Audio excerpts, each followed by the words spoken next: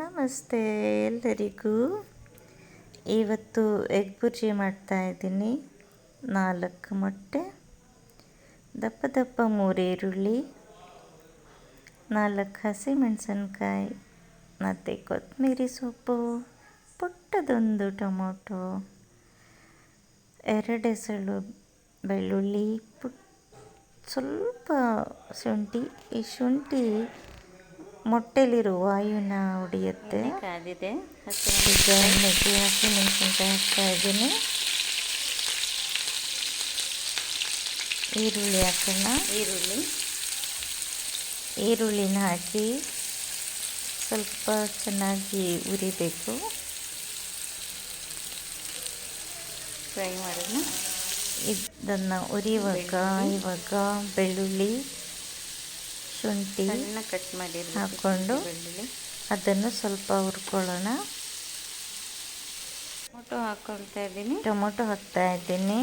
ಪುಟ್ಟ ಟೊಮೊಟೊ ಸಾಕು. ಟೊಮೊಟೊನು ಚೆನ್ನಾಗಿ ಉರಿಬೇಕು, ಇಲ್ಲ ಅಂದರೆ ಮೊಟ್ಟೆ ನೀರು ಬಿಟ್ಕೊಂಡ್ಬಿಡುತ್ತೆ. ಟೊಮೊಟೊ ಸ್ವಲ್ಪ ಚೆನ್ನಾಗಿ ಫ್ರೈ ಆಗಬೇಕು, ಚೆನ್ನಾಗಿ ಉರಿಬೇಕು.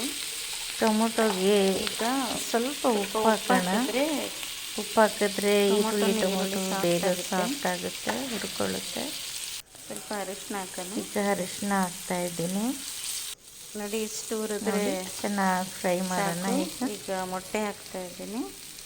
ಮೊಟ್ಟೆ ಹಾಕ್ಕೊಂಡು ಮೊಟ್ಟೆ ಕೂಡಲೇ ಒಂದು ಸೆಕೆಂಡ್ ಬಿಡಬಾರ್ದು, ಟೈಮ್ ಬಿಡ್ತೇನೆ. ಅದು ಮೊಟ್ಟೆನ ಮಿಕ್ಸ್ ಮಾಡ್ತಾಯಿರಿ.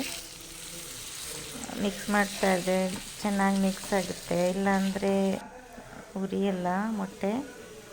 ಈಗ ಕೊತ್ತಂಬರಿ ಸೊಪ್ಪು ಹಾಕಿ ಅದಕ್ಕೆ ಸ್ವಲ್ಪ ಪೆಪ್ಪರ್ ಪೌಡ್ರ್ ಹಾಕೋಣ.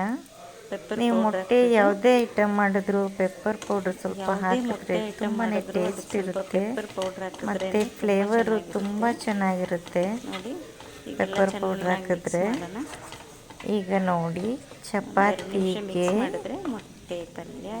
ಮೊಟ್ಟೆ ರೆಡಿ. ನೋಡಿ, ತುಂಬಾ ಟೇಸ್ಟಿಯಾಗಿರುತ್ತೆ. ನೀವು ಟ್ರೈ ಮಾಡಿ.